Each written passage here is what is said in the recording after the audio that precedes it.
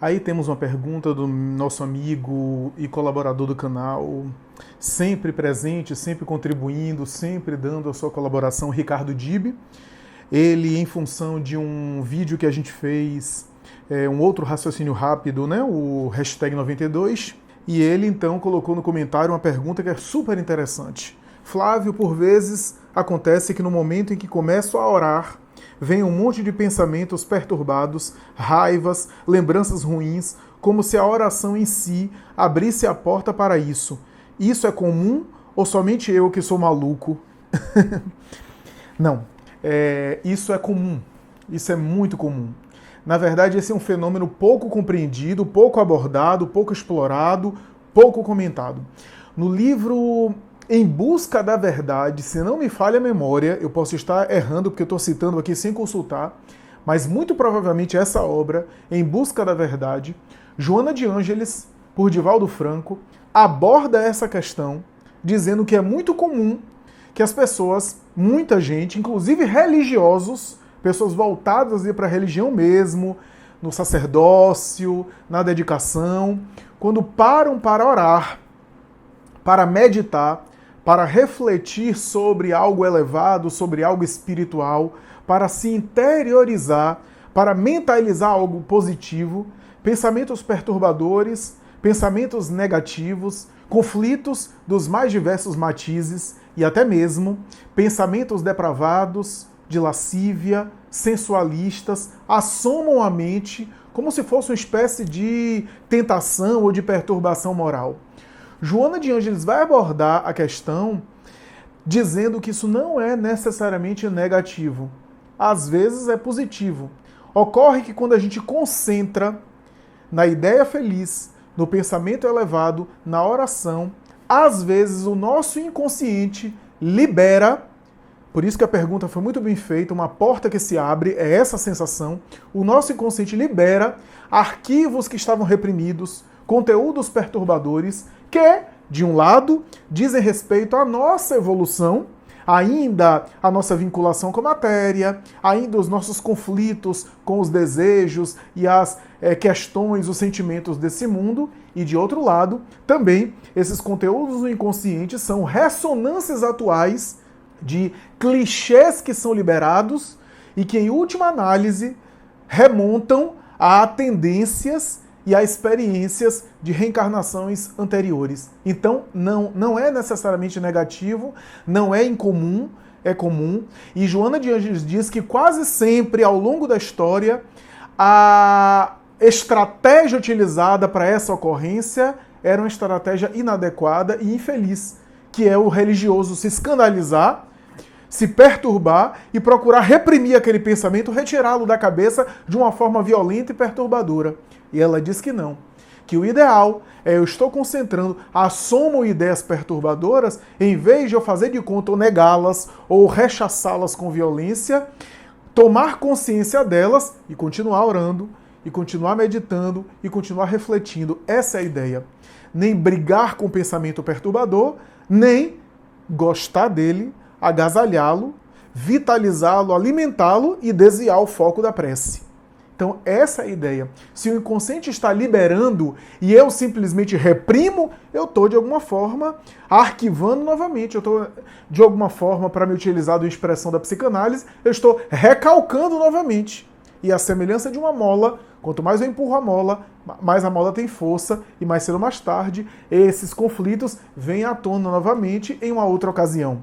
O ideal é que o indivíduo tome consciência, e a oração, a meditação também é tomar uma consciência de si e tomar consciência do plano elevado, tomar consciência desses pensamentos perturbadores e continuar vitalizando a oração.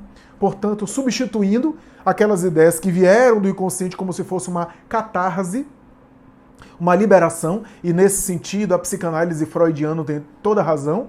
A psicanálise de Freud fala que os sonhos são, por exemplo, desejos reprimidos, uma espécie de catarse, isto é, aquilo que o indivíduo gostaria de fazer, mas não pode, não deve, os desejos que o indivíduo alimentou na mente, mas ele reprimiu, e aí nos sonhos eles sonham com aquilo, ele sonha com aquilo.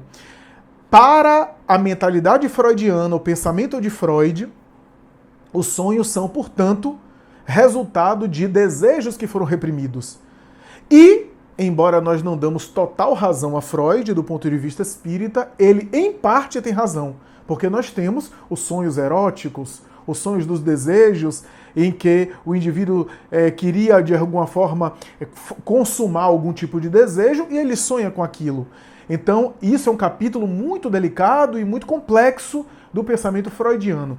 Em nossa opinião, nem todo sonho é assim, mas boa parte dos sonhos são manifestações de desejos reprimidos. E quando a gente fala de desejos do ponto de vista erótico, sexual, não é apenas sonhar com a expressão da sexualidade, mas também com qualquer tipo de desejo que, para a psicanálise, remete à libido e ao desejo freudiano.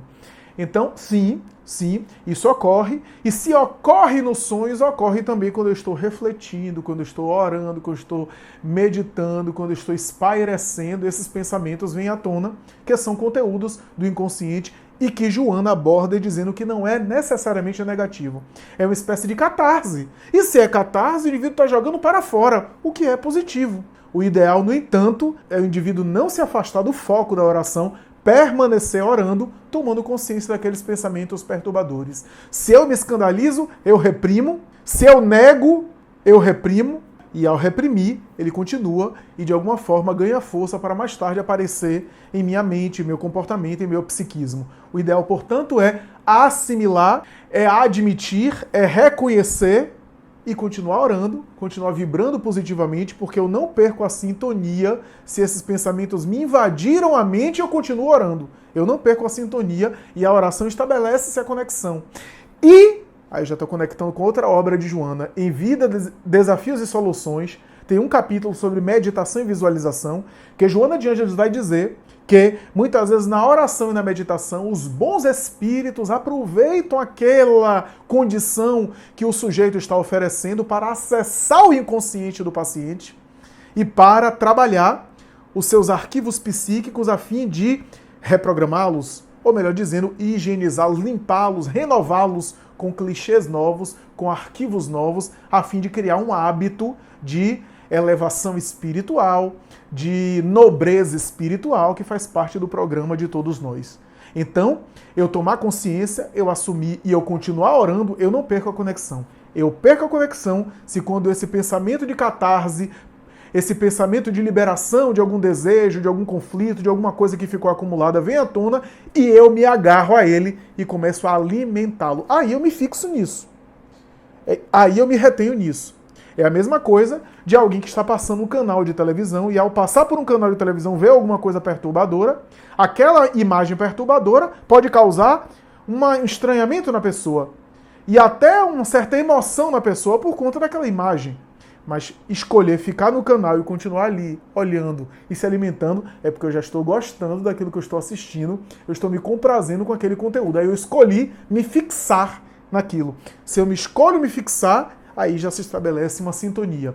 Se eu não escolho me fixar, se esse pensamento assome em minha mente, eu tomo consciência dele e continuo orando, é muito positivo e, na verdade, a oração está me ajudando a limpar os arquivos do meu mundo psíquico, do meu mundo interior.